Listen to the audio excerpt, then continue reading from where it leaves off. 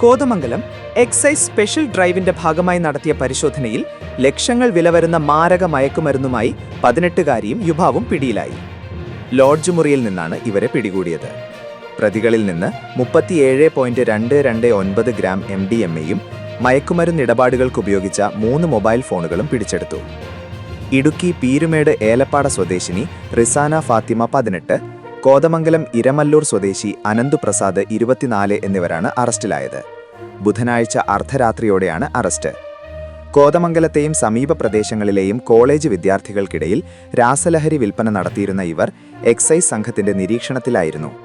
ബംഗളൂരുവിൽ നിന്ന് MDMAയുമായി എത്തിയ റിസാനയെ അനന്തു ബൈക്കിൽ കോതമംഗലത്തേക്ക് കൊണ്ടുപോകുന്നതിനിടെയായിരുന്നു ആദ്യം പിടികൂടാൻ ശ്രമിച്ചത്.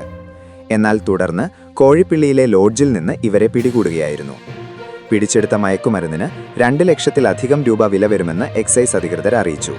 കേസിൽ കൂടുതൽ അന്വേഷണം തുടരുകയാണ്.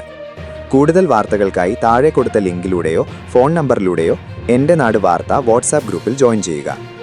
8129622842